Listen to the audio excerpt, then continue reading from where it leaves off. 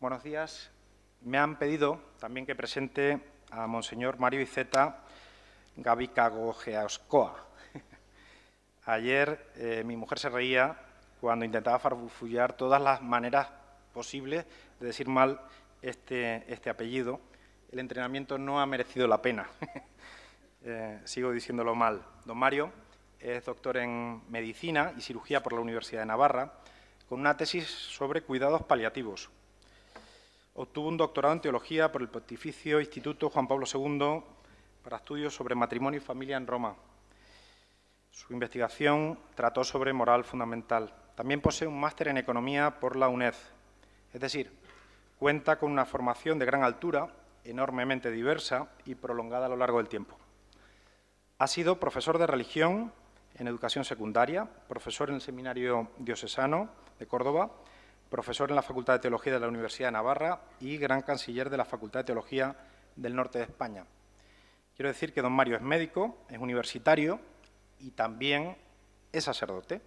Se preparó para el sacerdocio en el Seminario de Córdoba, donde fue ordenado en julio del 94. Allí fue párroco, vicario episcopal, vicario general, canónigo arcediano. En 2008 le nombraron obispo auxiliar de Bilbao, en 2010 obispo de Bilbao. En octubre de 2020, el Santo Padre le nombró arzobispo metropolitano de Burgos. En la Conferencia Episcopal ha tenido también cargos en la Comisión Ejecutiva, en la Comisión Permanente, y ha sido miembro y luego presidente de la Subcomisión Episcopal para la Familia y la Defensa de la Vida hasta 2020. Viene con cierta asiduidad a la Universidad CEU San Pablo o a alguna de las actividades que organiza la Asociación Católica de Propagandistas, como los congresos de católicos y vida pública, tanto en Madrid como en otras ciudades donde ha tenido lugar. He encontrado en Google en 2014, 19, 20, 21 y luego en el 23 con motivo de la presentación del máster en Matrimonio y Familia, y en 2024, durante la inauguración de la Semana de la Familia. Es posible, creo, que haya una persona que le supere en presencia en el CEU, que es el nuncio, pero no hay más. Hay otro vínculo con el CEU, que es el libro entrevista que le realizó nuestro compañero José Francisco Serrano Oceja, catedrático de periodismo. Se titula Servidor de todos, una conversación. En ese libro afirma que la Iglesia tiene mucho que ofrecer hoy, con humildad. También que en la Iglesia no se trata de subir, de escalar, sino de bajar. De ahí el título del libro, que pretende ser definitorio de sí mismo. No tenemos muchos libros así para conocer la personalidad de nuestros pastores.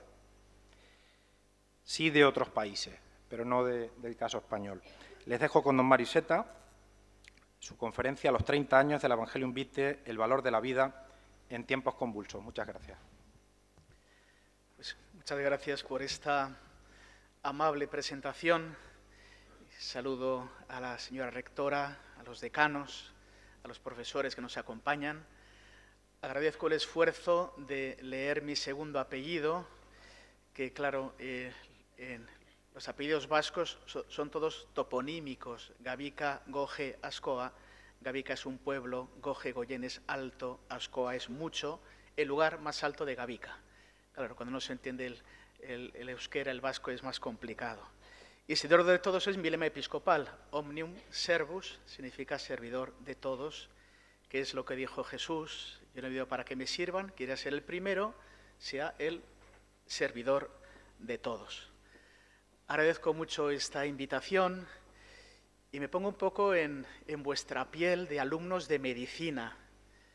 Yo recuerdo que cuando yo me licencié el año 90, hace 35 años, prácticamente ninguno había nacido, y recuerdo que estudiando medicina el gran agobio es aprobar el MIR, y por tanto lo que nos interesa son las cuestiones fisiológicas, patológicas, farmacológicas, pero a veces nos interesan un poco las cuestiones humanas. Y a mí me gustaría, cuando hablaba con el decano, decía, pues son alumnos de medicina la mayoría, y lo importante es que lleven 2 o 3 ideas. Yo simplemente ofrecería 4 ideas y ya podríamos marcharnos.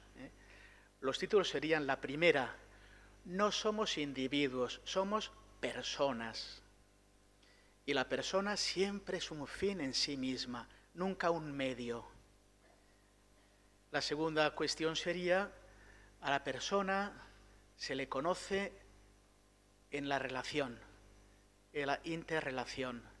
Y diría más una relación de amistad, una relación de amor. Luego pondré algún ejemplo. La tercera, los actos te construyen o deconstruyen como persona. Y la cuarta, la calidad ética de una sociedad se mide en cómo se trata a las personas, de modo particular a las más desfavorecidas. Respecto a lo primero, que la persona siempre es un fin, no es un medio. Cada uno de nosotros puede pensar las veces que uno ha sido utilizado para otra cosa. Cuando has sido utilizado para otro fin, ¿cómo te has sentido? Pues fatal, porque no estamos hechos para ser utilizados para otra cosa. Siempre somos fines en nuestra vida, ¿no? El ejemplo de la segunda cuestión que decía, la persona se revela en la relación amorosa. También pongo un ejemplo. Yo recuerdo que en las épocas de universidad, pues es donde surgen también las relaciones, donde surgen las parejas, donde surgen los noviazgos. Y entonces, ¿qué distinto se conoce alguien que se ama de alguien que no se ama? Pensad ahora en las personas que más queréis, se ha surgido una relación en la facultad, ¿no? A esa persona se le conoce de un modo distinto, de un modo más profundo. Es decir, el amor da luz para conocer a los demás. Luego esto lo aplicaré al campo médico. La relación del médico, personal sanitario en general, con el enfermo, es una relación en el fondo de amistad, buscando el bien de la persona. El tercer elemento es muy importante, lo que os decía antes, que vuestras acciones os construyen, os deconstruyen como personas. Cuando era profesor de teología moral en el seminario, siempre hacía una pregunta a los alumnos: ¿qué tiene de malo robar una cartera? Y me decían: hombre, pues que te conviertes en haces una falta a otra persona, haces una injusticia, le quitas algo que no es suyo, pero siempre omitían algo que es esencial. Y es que el que roba, ¿en qué se convierte? En un ladrón. El que miente, ¿en qué se convierte? En un mentiroso. El que está enganchado, no sé, a una adicción, ¿en qué se convierte? Pues eso, en un adicto. Y ahora, en modo positivo. El que continuamente estaba pues con una sonrisa en los labios, pendiente de los demás, ¿en qué se convierte? Una persona amable, que comparte lo que tiene, no sé, vienen las diversas campañas para ayudar a los más desfavorecidos y es generoso en compartir y se quita unas cervezas para ayudar. ¿En qué se convierte? Una persona magnánima. Es decir, los actos te construyen como persona o te deconstruyen como persona. Los actos que hagas como médico, como enfermero, como cualquier profesión, te convierten en un buen médico o en un mal médico. En mi época, cuando acababas la carrera, podías ejercer la medicina. Yo acabé un 15 de junio la medicina del año 90 y el 1 de julio estaba ya trabajando como médico. Y recuerdo que, no sé ahora cómo es el plan de estudios, no lo conozco bien, y en sexto de medicina en mi época había una asignatura que era farmacología clínica, que era el último semestre de toda la carrera. Al menos en mi universidad, para aprobar la farmacología clínica había que sacar un 90 sobre 100 para aprobar. Claro, porque nos decía el profesor: miren, un médico ve al día unos 50 pacientes. Si he hecho 100 preguntas, son 2 días de que ustedes ejercitan la medicina. Si sacan un 9 sobre 10, quiere decir que a 10 pacientes les han dado una mala pauta terapéutica. Ustedes no son médicos, son matasanos, nos decían, porque en 10 pacientes se han equivocado. Por eso, la excelencia en el estudio, la excelencia en el aprendizaje, no solo es para servir bien al paciente, de que tenga un médico que sea competente, ¿no?, sino te hace un buen médico, te hace un buen profesional. Y si encima si lo haces pues con esa amabilidad, a mí siempre me enseñaron que cuando llegues a la habitación del enfermo, no preguntas primero qué te duele, La primera pregunta es, ¿cómo estás? ¿Cómo has pasado la noche? ¿Qué te preocupa? ¿Quién te acompaña? Luego ya entras en cuestiones más fisiológicas, ¿no? Pero de entrada estás ante una persona que está en un momento de suma debilidad, de suma fragilidad. Es verdad que le preocupa su patología, le preocupa las consecuencias que puede tener, pero ante todo quiere ser mirado de modo humano. ¿Cómo has pasado la noche? ¿Cómo estás? ¿Cómo te encuentras? Bueno, pues yo creo que ya he terminado. No, pero voy a meterme en alguna cuestión del Evangelio de la vida. El Papa San Juan Pablo II, el año 95, yo creo que se puede calificar no solo como un Papa santo, de hecho lo es, sino un Papa realmente magno, porque tocó amplísimas cuestiones de la vida humana, de la fe, del sentido de la vida, de la trascendencia, y con grandísima profundidad. Y ciertamente esta encíclica, de la cual cumplimos 30 años, fue un antes y un después en este conocimiento de lo que es la vida humana como un grandísimo don de Dios. Y había que preguntarse qué es la vida humana. La mentalidad actual sobre el ser humano tiende a difuminar la separación o la distinción, más que separación, entre todos los animales y el ser humano, ¿no? Y aparece con fuerte esta corriente del no especificismo, ¿no? Diciendo, ¿qué es el ser humano para decir que es distinto que los animales? Es un animal un poco más evolucionado. Pero podríamos poner 1000 ejemplos para darnos cuenta de que esto no es exactamente así. Por ejemplo, un animal que vive en una zona muy fría, ¿qué hace para cubrirse del frío? Pues aparece más tejido adiposo y aparece un pelaje, ¿no? Si se cubre del frío, los osos. El ser humano, cuando tiene frío, ¿qué hace? Construye una calefacción. Un animal, si tiene que volar, empieza a pegar saltitos y tiene que volar, ¿qué hace? Le salen las alas, con la evolución, ¿no? El ser humano tiene que volar y ¿qué hace? Construye un avión. Es decir, el animal se adapta al medio. En cambio, el ser humano adapta el medio a sí mismo. Es distinto. Y hoy en día se tiende a difuminar, ¿no? Decir, bueno, el hombre, el ser humano, ¿por qué quiere ser tan especial? Bueno, pues que en el fondo lo es. Vivimos en un cambio de época que yo comprendo que venís de ciencias y igual no estáis muy habituados a las cuestiones filosóficas. El cambio de época se define como un cambio en la concepción antropológica, en la concepción del ser humano. No es una época de cambio, es un cambio de época, porque aparece una antropología nueva, una concepción nueva del ser humano. La concepción clásica que vivíamos pues entra en crisis y aparece una nueva concepción, como digo, por ese no especificismo. El ser humano es uno más de la creación, no sea tan soberbio. Aparece no solo el evolucionismo, porque decimos, bien, hay una teoría de la evolución, pero es que ahora el ser humano quiere dirigir él su propia evolución. Y aparece el transhumanismo, por ejemplo, con los implantes de chips, con selecciones genéticas, para ser un superhombre, pero ya no fruto de una evolución, sino yo quiero dirigir lo que va a ser el ser humano. Y aparece el transhumanismo, ¿no? Pero la experiencia ética nos remite siempre a que el ser humano no es un ejemplar más de una especie. El ser humano es irrepetible. Y vuelvo también a la experiencia original.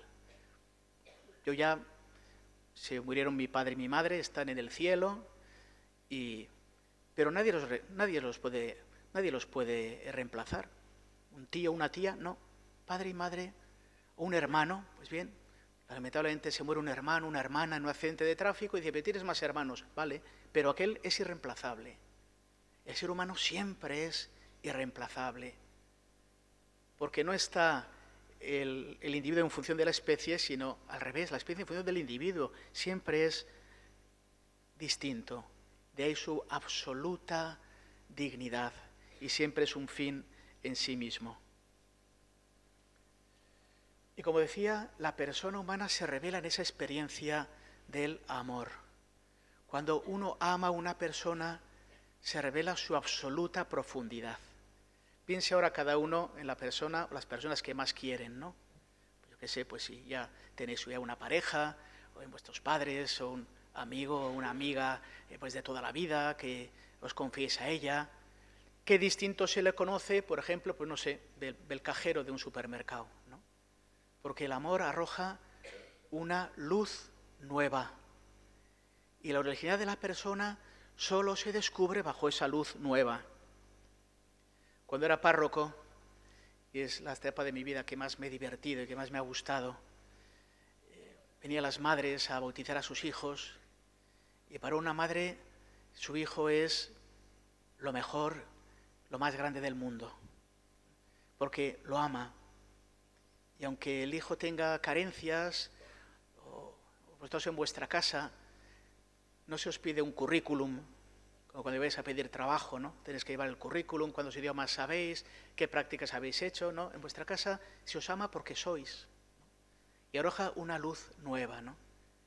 Pues también el médico, el profesional sanitario, tiene que descubrir en el otro no solo qué es, sino quién es.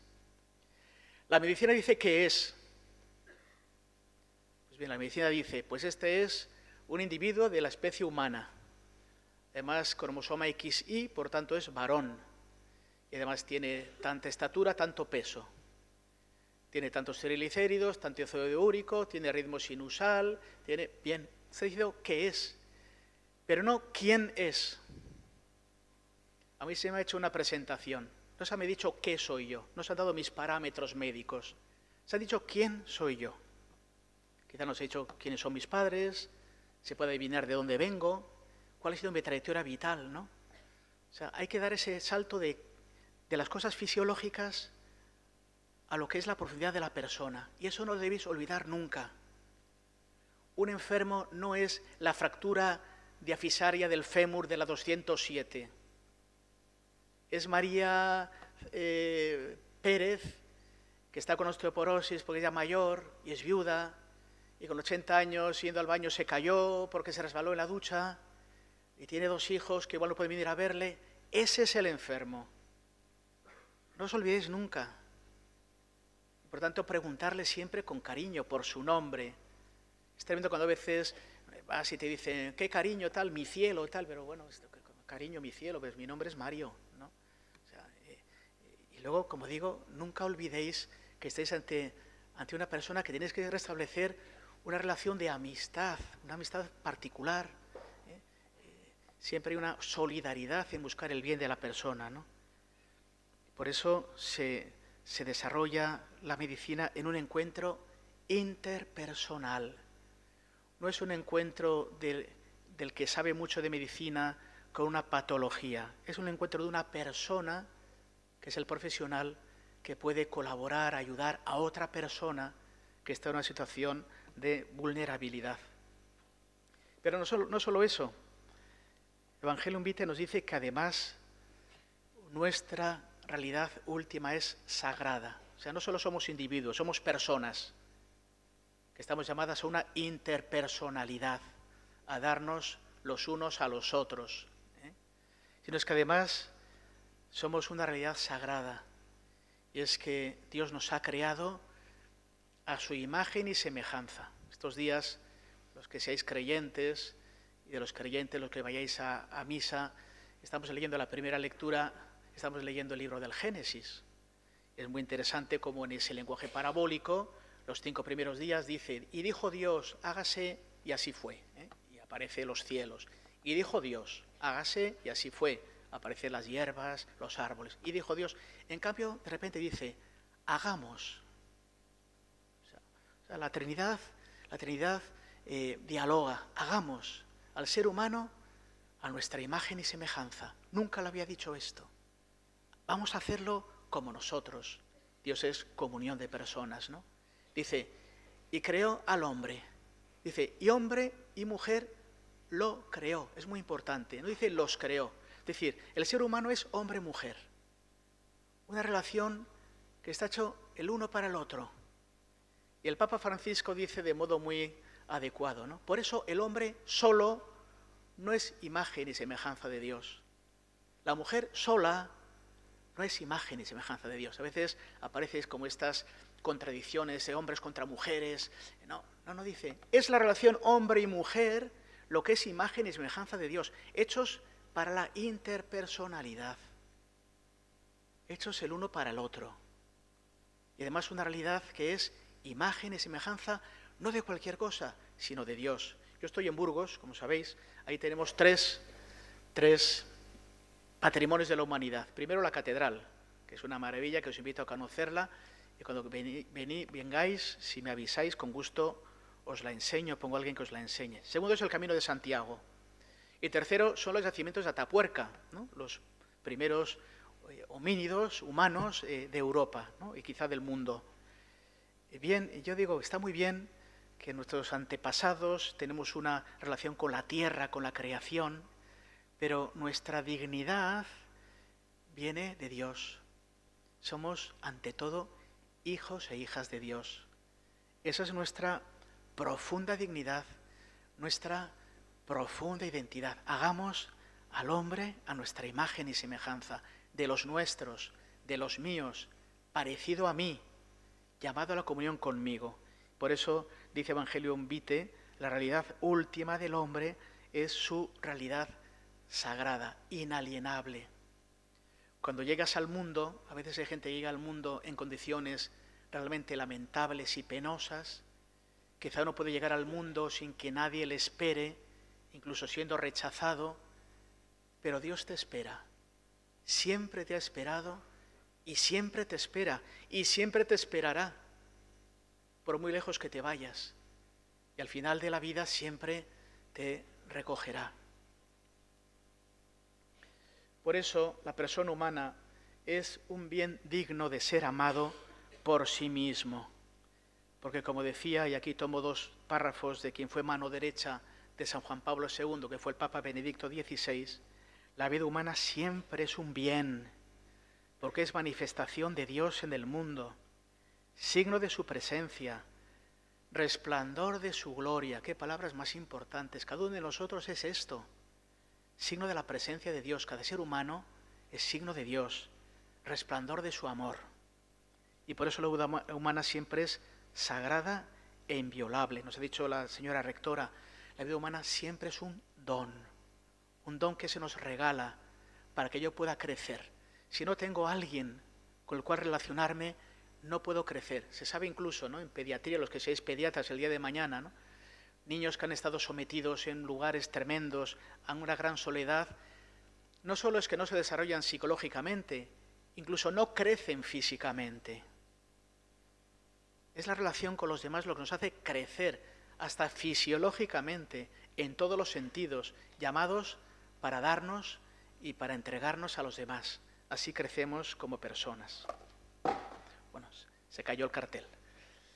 No hace falta, ahí queda bien así, más abajo no va. Bien, como decía antes, vemos que hay muchas dificultades para entender esto hoy. Esto que estoy diciendo no es aceptado pacíficamente, ¿no? Hoy en día se ve los individuos y la libertad como un absoluto, pero una libertad entendida no como realizar un bien, sino una libertad como una voluntad absoluta de hacer lo que me dé la gana, no hacer lo que me conviene, ¿no? E incluso una libertad que nunca se quiere detener o asentarse. Por ejemplo, habéis asistido o asistiréis a despedidas de soltero, por ejemplo, ¿no? ¿Qué es lo que se celebra en despedida de soltero?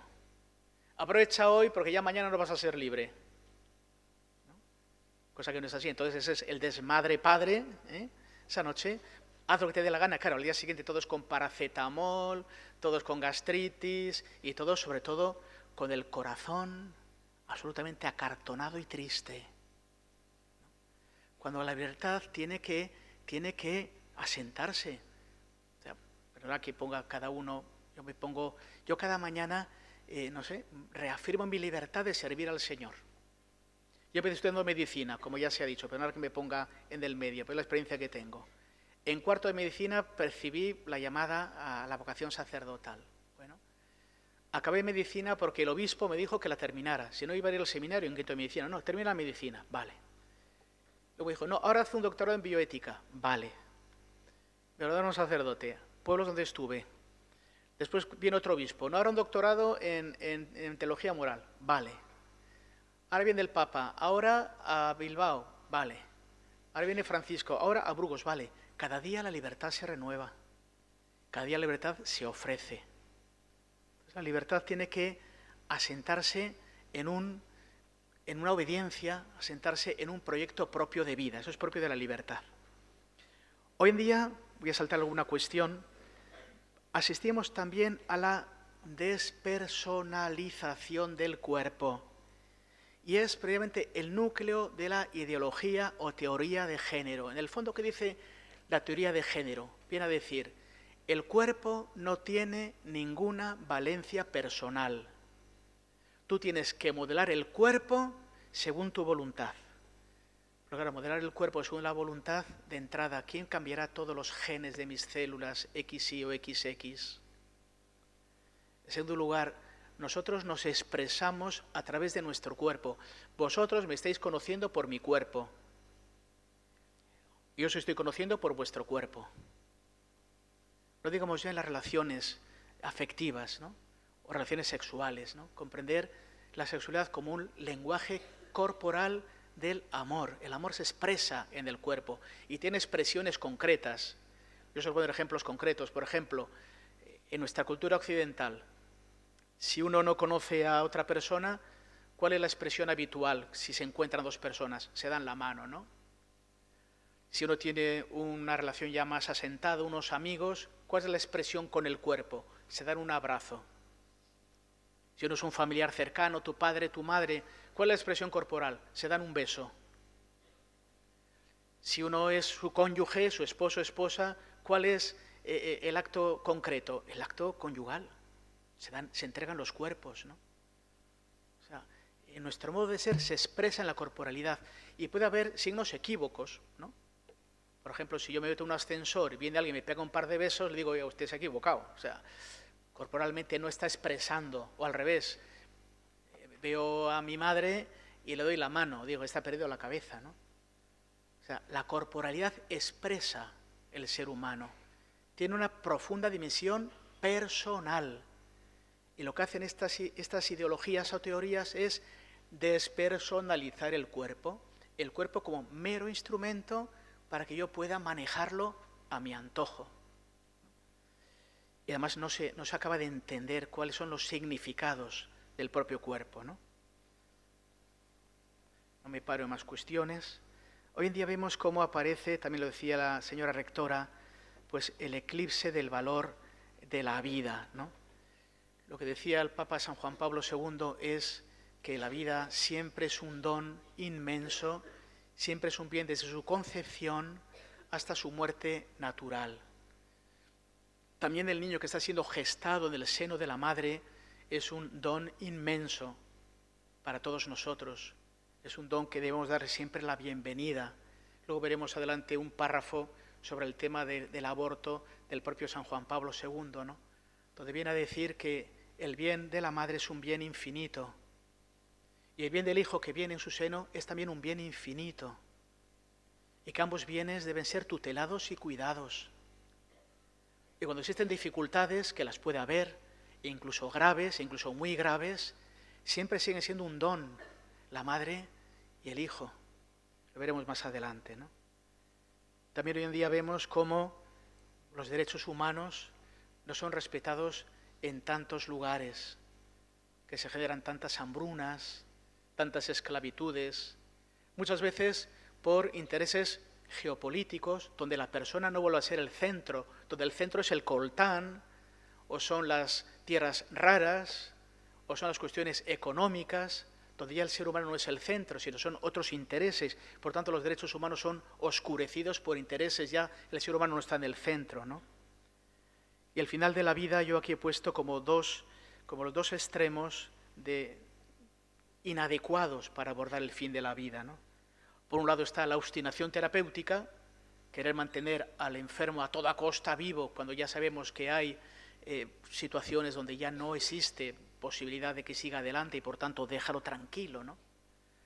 O la otra cuestión, que es la eutanasia, el otro extremo, que sería la intención, aquí estamos en el tema de las intenciones, intención de eliminar la vida del enfermo, ¿no? Es cuestión de las intenciones. Antes os decía, ¿no? Si uno miente, ¿en qué se convierte? En un mentiroso. Y si uno elimina la vida de una persona, ¿en qué se convierte? Por eso digo que también cuando uno realiza estos actos, no le pasan como la luz por el cristal, sino a ti te influyen, te cualifican como persona, tus actos, ¿no? En este caso. También de este aspecto voy a leer un párrafo después de San Juan Pablo II, por tanto lo dejo aquí en stand-by. Por eso la vida no se trata de conocerla, se trata de reconocer su dignidad. No otorgamos nosotros la dignidad al ser humano, no se la otorgamos. Reconocemos su dignidad. Y aquí me viene a la memoria, me ha venido de modo espontáneo, Madre Teresa de Calcuta, que conocéis su vida, supongo, y no sé si habéis ido alguna vez a la India, donde las hermanas, las sisters de la Madre Teresa ejercitan su labor, ¿no? ¿Qué hacía Madre Teresa de Calcuta en esos lugares donde había tantas pobrezas? Era capaz de descubrir la dignidad humana en los basureros. Ella iba por las calles de Calcuta, por lugares absolutamente degradados, y había montañas de basura. Y entre las montañas de basura había personas muriendo. Y era capaz de ver entre la basura la perla y el grano de oro, un ser humano.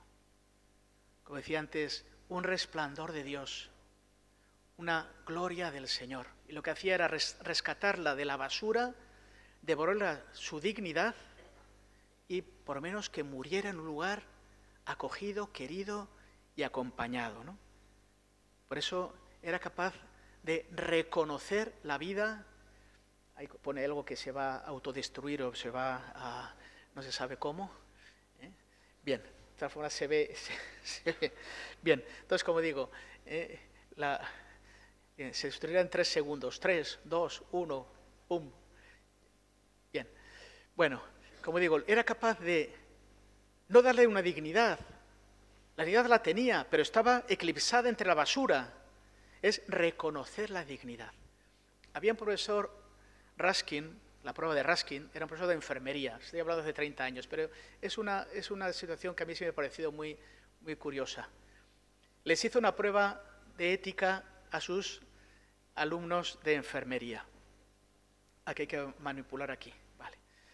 Entonces, la prueba era, habían todos hablado de que todo el ser humano siempre es digno, estaban todos de acuerdo, todos los alumnos, que hay que tratarles con máxima dignidad, de acuerdo, que hay que dar lo mejor de nosotros mismos con ellos, de acuerdo. Dijo, vale, ¿qué harían ustedes? Tenemos un paciente, decía, que no puede estar solo, hay que acompañarle, que no come solo, hay que darle de comer y una comida especial, que todos los esfínteres se relajan y hay que estar continuamente cambiándole, que no es capaz de hablar, que chilla, que llora. Bueno, ¿qué harían ustedes?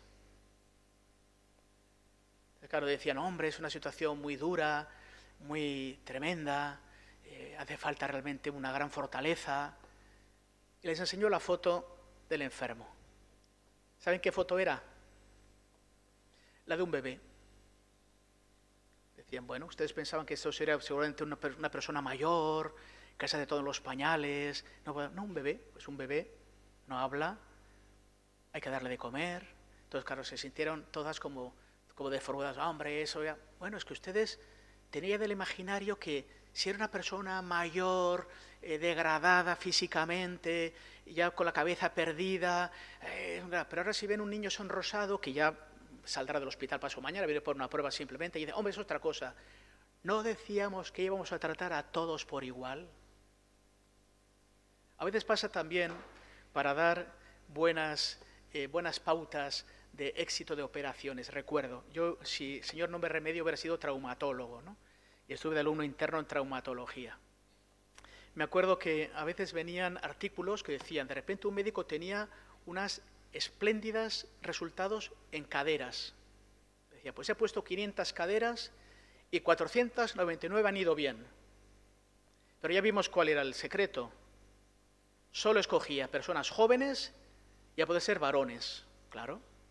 Si tienes 30 años, si no estás descalcificado, si tienes una nutrición adecuada, pues las caderas quedan bien. Ahora, si rechazas a la abuelita de 85 años con osteoporosis y que luego no va a hacer una buena rehabilitación, claro, pero en función de tus resultados, de tus estudios, eres un médico fantástico, pero perdona que rebaje bastante tu autoestima. No eres un médico fantástico. Solo coges a los pacientes buenos. No coges a los pacientes problemáticos. Pues una diabetes, pues que impide que se cicatrice bien, una osteoporosis, que los elementos, el vástago tal, quede bien, habrá que cementar. Puede hacer una trombosis con 80 años, y una trombosis pulmonar y se va al otro barrio. Claro, pero pues, la persona siempre, como digo, hay que reconocer su dignidad más allá de su estado de salud o de sus dificultades, entre comillas, fisiológicas, ¿no? Voy a pasarme esta diapositiva. Y esto es lo que decía un poco antes, ¿no? La gloria de Dios resplandece en el rostro humano, decía el Papa San Juan Pablo II. Solo bajo la luz del amor es posible percibir la inviolabilidad e irrepetibilidad de la persona humana. La dignidad humana no se otorga, se reconoce, y existe una responsabilidad ética en cuidar y promover la vida humana.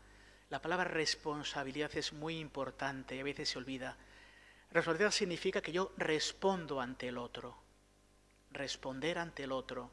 Cómo ha sido mi actuación, cómo he llevado adelante el acto que he realizado. Y la necesidad de acoger siempre la vida como un don. Cuando uno ve a personas que acompañan, no sé, pues, personas enfermas, personas mayores, personas con discapacidad, ellos mismos te dicen, y no es una frase hecha, ellos me dicen, recibo más de lo que doy. Es decir, mi vida está creciendo infinitamente con esas personas que quizás tienen discapacidades, pero que aportan muchísimo, no solo a nosotros, sino a la sociedad. Voy a pasar, porque me quedan 7 minutos y quiero ir terminando. ¿Y esto qué tiene que ver con la sociedad? Pues como decía antes, en la medida en que el ser humano no es concebido como un don, cada uno no es capaz de llegar a una plenitud de vida. Y en la medida que la persona no es percibida como un don, la sociedad se deshumaniza. Y la sociedad pierde calidad ética. Cuando en el centro de una sociedad solo cuenta lo económico, los intereses terceros, cuando el ser humano no está en el centro como un absoluto de todo lo que se realiza, son otras cuestiones las que toman la primacía. Y aparece un sometimiento del ser humano a intereses terceros, de tipo económico, de tipo geopolítico, de tipo ideológico. Por eso, el reconocimiento de la dignidad de la persona es el fundamento de la sociedad civil. Todos tienen derecho a gozar de las condiciones de vida social que resultan de la búsqueda del bien común. Precisamente, ¿qué es el bien común? Lo tengo puesto más adelante.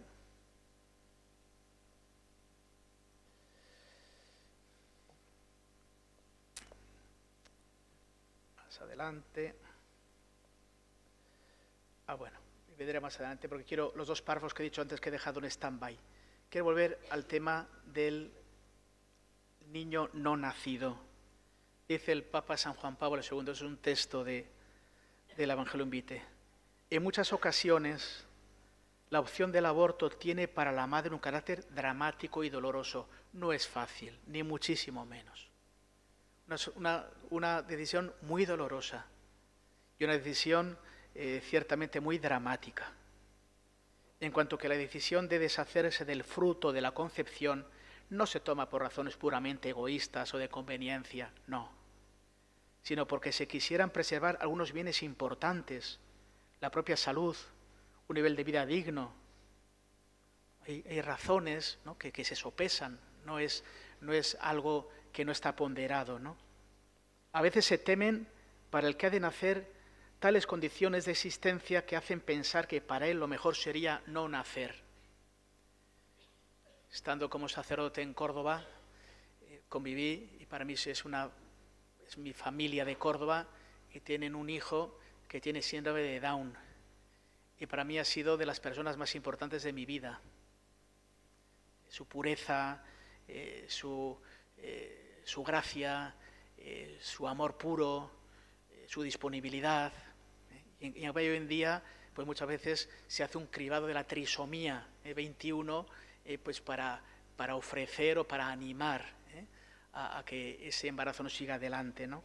A veces se teme, ¿no? Ay, pues vendrá con una discapacidad, Dios mío, mejor. Bien. Sin embargo, dice, estas y otras razones semejantes, aun siendo graves y dramáticas, jamás pueden justificar la eliminación deliberada de un ser humano inocente. Es verdad que el camino no es fácil. ¿Qué es fácil en la vida? Es verdad que puede haber atajos, pero atajos que tienen también sus consecuencias. En una sociedad como la nuestra, se supone avanzada, opulenta, hay medios para que las dos vidas puedan lograr una plenitud, la de la madre y la del niño. Hay muchos caminos que se pueden recorrer, pero ciertamente eliminar la vida de un ser que es un don para nosotros no está justificado, como dice el Santo Padre. Con respecto a la eutanasia, por eutanasia, dice San Juan Pablo II, en sentido verdadero y propio, se debe entender una acción u omisión que por su naturaleza y la intención causa la muerte, con el fin de eliminar cualquier dolor.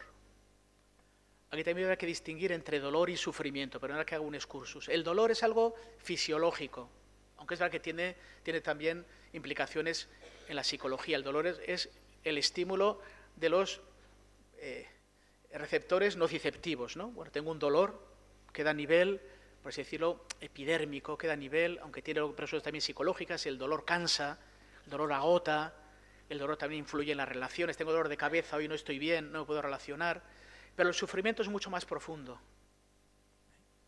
Puede haber dolor sin sufrimiento, no sé, pues una persona que está disfrutando como una hija, está preparando su boda y está participando, que tenga dolores porque tiene un cáncer, pero le ilusiona. Yo recuerdo de un señor que estaba con un cáncer terminal y recuerdo que después de Navidad decía, mi hija se va a graduar en junio, ¿podré llegar a junio? ¿Cuánto me gustaría? Estoy dispuesto a soportar lo que sea para ver a mi hija con el birrete de graduada, ¿no? Aunque tenga dolor, no había un sufrimiento, porque era acompañado por la familia, había ilusión, había metas en la vida. Y puede ser al revés. Puede haber gente que sufre, pero igual no tiene tantos dolores. Sufre por la soledad, sufre por la falta de sentido, sufre porque en el momento de la dificultad nadie ha estado cerca, porque los hijos no vienen a verle. Tengo un ahijado que es notario. Y me decía, padrino, ¿no te puedes imaginar cuánta gente deshereda a sus hijos? Porque cuando han estado enfermos ni han aparecido. Y eso genera un profundo sufrimiento. El sufrimiento es algo mucho más interno, mucho más del alma, ¿no? Sufrir. Y muchas veces podemos sufrir. Y los jóvenes, aquí estáis muchos jóvenes. Yo si algo he aprendido en 30 años de sacerdote, que este año ya voy a hacer 31, es lo que sufre la gente. Y la gente joven, el saco de sufrimiento de muchos jóvenes. De hecho, como sabéis, la primera causa de muerte violenta es el suicidio. Preferir no vivir a llevar adelante el saco de sufrimiento, ¿no? Por eso qué importante es aliviar no solo el dolor, aliviar el sufrimiento. Por eso os decía antes, cuando vais a ver un paciente, tengo dolor, vale, pues dale morfina. ¿No? ¿Y cómo te encuentras? Pues solo. ¿Y eso cómo se arregla? ¿Y cómo te encuentras? Mi familia me ha abandonado. ¿Y eso cómo se arregla? El sufrimiento es mucho más profundo, mucho más amplio y mucho más difícil de solucionar que el dolor, que, salvo casos muy refractarios, pues hay un arsenal terapéutico que es capaz de gestionarlo, ¿no? Ahí va, que no he puesto la siguiente diapositiva. Bien. Cuando prevalece la tendencia a apreciar la vida solo en la medida en que da placer y bienestar, el sufrimiento aparece como una amenaza insoportable de la que es preciso librarse a toda costa. Y además es curioso que en la medida el dolor nos puede hacer también vulnerables, ¿no? A veces no somos capaces de soportar un pequeño dolor de cabeza, siempre estamos... Yo recuerdo que tengo 2 amigos que me llamó la atención, que me invitaron a su casa una semana y ya por sistema toman todas las mañanas un ibuprofeno. Les dije, ¿y esto? No, como ya suelo tener un poco de dolor, ya lo prevengo. Ya desde los 58 años estás dependiente del ibuprofeno. Yo también tengo dolor de espalda de vez en cuando, tengo una hernia discal y a veces me... Pero ya estar cualquier cosita ya... Y eso nos hace más débiles y nos hace más vulnerables en último término, ¿no? Bien, ahora sí que ya termino. Voy a irme a la última diapositiva, a las 2 últimas.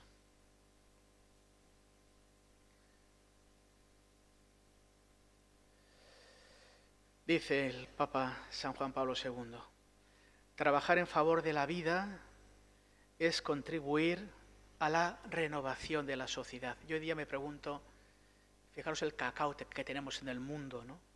Aquí al lado está la guerra de Ucrania por la ocupación de Rusia. Ahora bien, América quiere tratar con Rusia. ¿Qué hacemos con esto? Tenemos todo el tema de Gaza, de Israel, los movimientos migratorios, Europa que está noqueada. ¿En qué podemos basar? ¿Cuáles son los fundamentos de una sociedad que pueda tener futuro? Porque hoy en día estamos como pollos sin cabeza. Pues ciertamente es este respeto absoluto al ser humano, este respeto absoluto a la persona humana. Solo trabajar en favor de la vida es renovar la sociedad mediante la edificación del bien común. Ahí veo que muchos políticos hablan del mejor interés. No voy a entrar ahora en este tema porque es un tema muy interesante. No es el mejor interés. El interés que interesa a alguien. No es el bien común, es un bien para todos y de todos, ¿no? No es posible construir el bien común sin reconocer y tutelar el derecho a la vida. ¿Y por qué no se promociona el bien común? Porque el derecho a la vida se ha eclipsado. Sobre el derecho a la vida se fundamentan y desarrollan todos los demás derechos inalienables del ser humano. Ni puede tener bases sólidas una sociedad que mientras afirma valores como la dignidad, la justicia y la paz, se contradice a sí misma, aceptando o tolerando formas de desprecio y violación de la vida humana, sobre todo si es débil y marginada. Vivimos en una sociedad de contradicciones. Se nos llena la boca de dignidad, de justicia y de paz, pero las acciones que realizamos no precisamente lo favorecen. Por eso el Papa habla tanto de la cultura del descarte. El Papa San Juan Pablo II hablaba de la cultura de la muerte. Y esta es la última, y no os canso más. Solo el respeto a la vida puede fundamentar y garantizar los bienes más preciosos y necesarios de la sociedad, como son la democracia y la paz. También habría que hablar mucho sobre el tema de relación entre respeto a la vida y democracia. Habría que hablar mucho. Pero bueno, son frases, creo que muy lúcidas, de hace 30 años, de San Juan Pablo II, que pienso que 30 años después siguen teniendo una gran actualidad. Así que os agradezco vuestra paciencia y gracias por la invitación. Y ahora me decían que quedaban 5 minutos para, si hay alguna pregunta, alguna aclaración, pues con mucho gusto me someto a este tercer grado. Así que muchas gracias.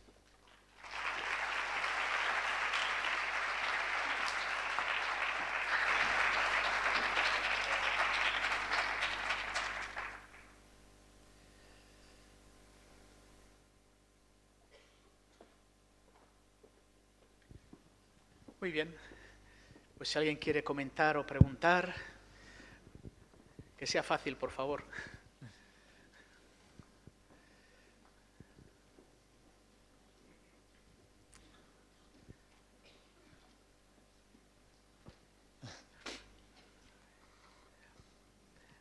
Bien, mientras alguien piensa algo, resumo los 4 puntos. Primero, somos personas. Segundo, es el amor lo que nos hace vernos como personas. Tercero, los actos nos cualifican como persona, vuestros actos como excelentes profesionales o menos. Y luego, ese respeto incondicional, esa promoción del don de la vida, y hay una ahí al fondo. Es ciertamente una garantía de que podemos construir una sociedad con sólidos fundamentos. Me pongo de pie. Bueno, buenos días. Buenos días. Yo iba a preguntar solo que, entonces, ¿cómo contestas tú? Porque nos hicieron el otro día esta pregunta a ¿cómo se contesta a quién eres? ¿Quién eres? La pregunta ¿quién eres? Remite primero a una genealogía. O sea, la pregunta ¿quién eres? Primero es ¿de dónde vengo? Pues yo ¿quién soy? Como decía antes, ante todo hijo de Dios. Segundo, soy hijo del amor de mis padres, que me han dado un ethos, un lugar donde he vivido y donde he crecido, y que me ha configurado. Si en vez de nacer en Guernica, de donde he nacido, hubiera nacido en Bangladesh, sería distinto. He vivido en una cultura. La palabra cultura viene de 2 raíces, de culto y de cultivo, ¿no? Del cultivo. Lo que he tenido alrededor me ha configurado como soy. Pues he vivido en una familia católica, con unos principios pues, de esfuerzo, de generosidad, de trabajo, de perdón, de oración, de darnos a los demás, y eso me ha configurado como soy. Luego he intentado descubrir, como dice el Papa Francisco, no solo quién soy, para quién soy. En principio va a ser para otra persona. Yo también he tenido pareja en mi universidad y luego me di cuenta que se me pedía ser para más que para una persona concreta y unos hijos, ¿no? Y va a ser algo para mucho más grande, pues como sacerdote o como obispo, que ahora pues soy pastor de un pueblo, del pueblo cristiano que trabaja en Burgos, ¿no? ¿Y hacia dónde voy? Pues voy a una meta de una plenitud en conjunto, ¿no? Que me hace trabajar por los demás para que todos lleguemos a esa plenitud y esa meta, y eso me hace decir quién soy. Soy pues una persona nacida, como digo, en Guernica, de una tradición de una familia, mi madre enfermera, mi padre trabajador, con un hermano, con una serie de principios que me han modelado y que quiero vivir, y en este caso entregado, pues no solo a Dios, sino por Él también a los demás, ¿no? En este momento estoy aquí con vosotros, pues entregándome a vosotros. Pues este sería yo quién soy. Y eso se resume en una palabra con 2 apellidos, Mario y Z, Gavica Gojeascova. No hay otro, ni habrá otro. Cuando tú eres Anita Pérez, eres tú, y no hay otra, ni habrá más que tú. Y por eso tú siempre eres un don, porque nadie podrá suplirte. Nadie podrá tener tu puesto. Tú eres un don como eres para mí, y no hay otro. Yo ahora me estaba acordando de mis profesores de medicina, por ejemplo, ¿no? La mayoría ya han fallecido, ¿no? Ahora hay otros profesores, yo no los conozco, pero aquellos fueron mis profesores, irreemplazables. Por su modo de ser, por su modo de explicar, por su modo de tratarnos. Pero es que lo importante es quiénes somos. Y como dice el Papa, no solo quiénes y para quiénes somos. El Papa dice que nuestra vida no tiene una misión, nuestra vida es misión. Yo recordaba hace poco, perdona que me enrollo un poco, en un funeral que eligieron la familia, era de un empresario bueno, comprometido, generoso, 1000 obras sociales, la verdad que una persona entrañable. Eligieron la pasión, el Evangelio, y a mí me impresionó mucho la frase de Jesús. Yo planteé la homilía sobre cuando dice Jesús, todo está cumplido. Es decir, he cumplido mi misión. Y mi pregunta sería, ¿y cuál es tu misión? Y cuando te mueras, porque todos estamos apuntados a eso, cuando te mueras, ¿tú vas a decir, todo está cumplido? O igual todavía, como no sé lo que iba a cumplir, qué bueno, también importante saber, en mi vida yo, pues aquí estamos todos, sois todos alumnos de medicina, creo, la mayoría, ¿no? Entonces, ojalá fuese el día de mañana, pues esos médicos extraordinarios que el día que faltéis os echen de menos. Y dirán, no hemos tenido otro médico mejor, porque ha dejado impronta en nosotros. Y esa ha sido tu misión. Un médico excelente. Ya padre, madre de familia, amigo de tus amigos, colaborador en obras sociales. ¿Cuántos médicos en verano se marchan a países en desarrollo a operar de cataratas? Yo recuerdo que siendo obispo de Bilbao, pues todavía está en el Congo un sacerdote con un centro de poliomielíticos y los veranos iban médicos a intervenirles, y tenía también un centro de oftalmológico a operar de cataratas. Pues ojalá el día de mañana, cuando sea todo está cumplido, pues te digan, este tío, pues, perdón la vulgaridad, esta persona pues ha dejado huella en nosotros. Es un médico fantástico, amable, generoso, esforzado, estaba al día de las cosas, encima en verano iba a ayudar a tal, y se ha dado, pues bueno, y ese será, ¿quién eres tú? Pues esa persona serás, si Dios quiere, y estás a tiempo de serlo, claro. Una última pregunta, que ya he consumido el tiempo, y si no, esto es como el AVE, que hay que devolver el dinero si no llegamos a tiempo. A ver, aquí.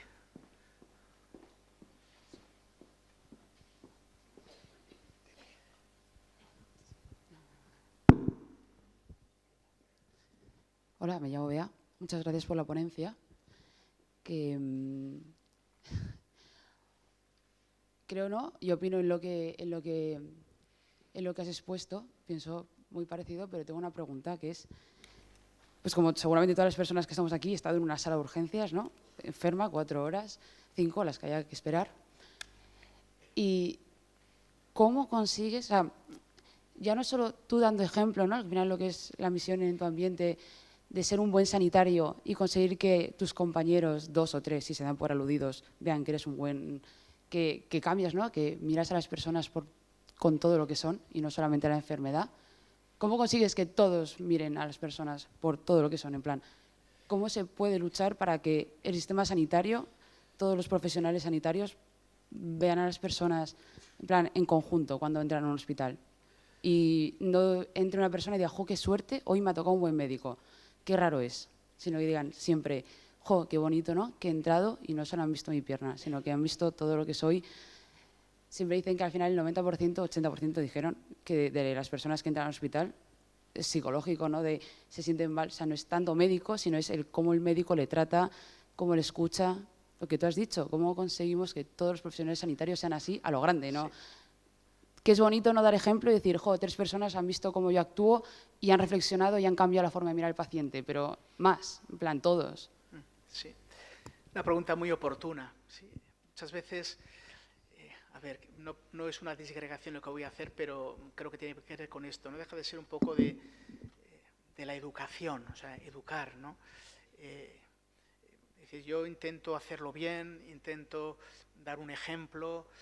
Los demás, quizá puedan, como yo también aprendo de otros, ¿no? Yo me estoy acordando ahora de los médicos con los cuales yo cuando hacía prácticas como vosotros, pues no se trata de juzgar a las personas, pero si veías cuando esos médicos tenían ese fondo y cómo trataban y les importaba dedicar tiempo, no importaba, como otros que eran mucho más ariscos. Yo sé de decir, de mi experiencia personal, yo cuando acabé el COU, que era el segundo de bachiller, estuve dudando entre hacer medicina o física.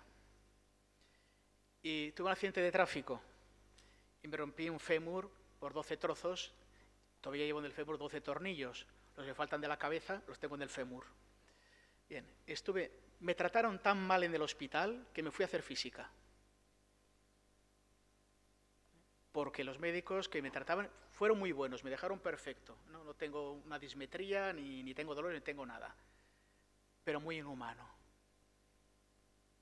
Y me fui a hacer física, digo, yo con esto no quiero saber nada. Le decía aquí en la Autónoma de Madrid. Pero me di cuenta que lo mío era ser médico y acabo de obispo, ya ves tú si el mundo da vueltas, ¿no? Pero efectivamente, ¿cómo hacer que otros imiten? Digo el tema de la palabra educación. ¿Cómo hacer que otros puedan crecer? Claro, la educación es un juego de 2 libertades. Y a veces veo también con los padres, me dicen, ¿cómo es posible que trato a mis hijos igual, los quiero todos, pero mire, este me ha salido bien y este es más revoltoso, ¿qué es lo que ha pasado? Pues mire, es un juego de dos libertades. Hay una variable que usted no puede influir, que es la otra persona, quiera hacerlo o no lo quiera.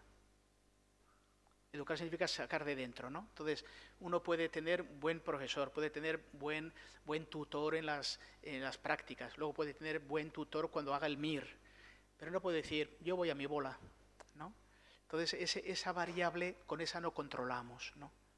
Y ojalá, los médicos, yo pienso que la historia de la medicina, siempre los médicos han tenido una grandísima tradición humanista.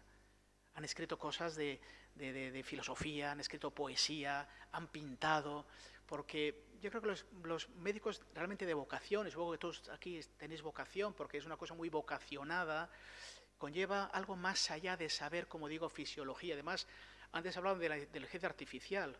A ver esto cómo se gestiona también, claro, porque hacer un diagnóstico diferencial, la inteligencia artificial seguramente lo va a hacer mucho más rápido y más preciso que un médico. Porque viene una persona que tiene dolores articulares y tiene los leucocitos disparados en sangre y empieza a hacer diagnóstico diferencial. Pues puede tener una infección, una artritis reumatoide, puede ser. La inteligencia artificial te va a descartar 500 patologías. Y en ese momento solo te acuerdas de 5, ¿no? Pero le falta esa humanidad. Por eso un robot nunca va a sustituir al médico. Porque le falta la humanidad, le falta el corazón. Tiene conocimientos, pero no tiene corazón.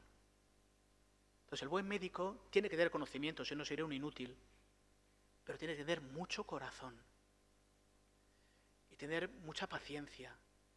Saber dedicar el tiempo y el esfuerzo y el estudio. Esto no sé de qué va, tengo que estudiar este fin de semana porque me tiene mosqueado este diagnóstico, no acabo de acertar. Le he dicho que es esto, pero no estoy tranquilo, voy a consultar, voy a llamar a otros colegas, y tiene corazón, ¿no? Entonces, claro, ¿cómo transmitir el corazón? Es complicado. Pero es verdad que el ejemplo, el testimonio, dice mucho y ayuda mucho y hay que hacerlo, claro que sí.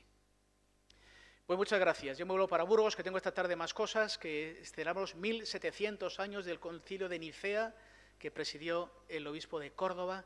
Yo tengo también una sesión como gran canciller de Burgos, tengo una sesión esta tarde, pero os encomiendo y estoy seguro de que será muy provechoso este simposio, este congreso. Gracias por la invitación.